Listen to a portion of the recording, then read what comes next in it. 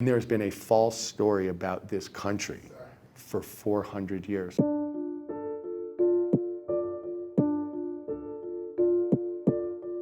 Reparations is one of my big topics, and that's mainly because the African Americans had their farms, they got their land, they had their jobs, and it was all taken away again.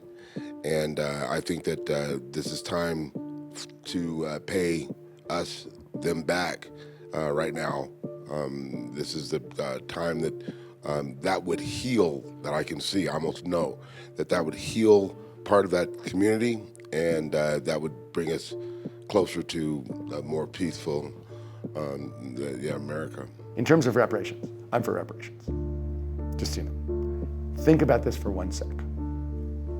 400 years of legalized discrimination and unfairness.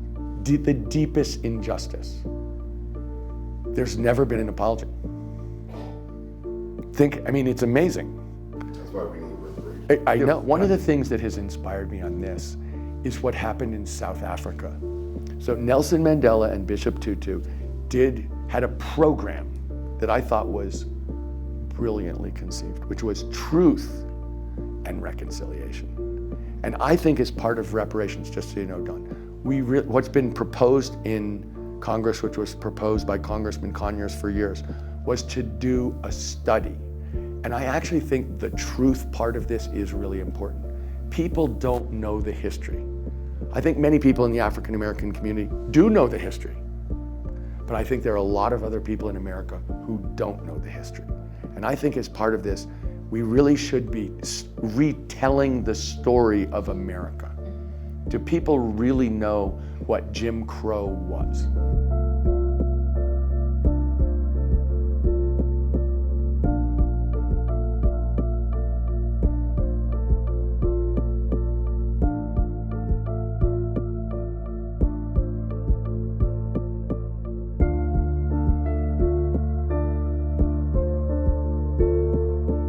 I think as part of reparations, to figure out how best to do this, it's important that we retell the story of America.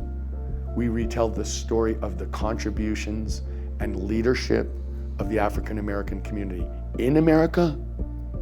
We make it, I think, who built America, where has the moral leadership for America come from? Not just from Dr. King, but for hundreds of years and after Dr. King. So when I think about reparations, I think about a deep retelling of this story.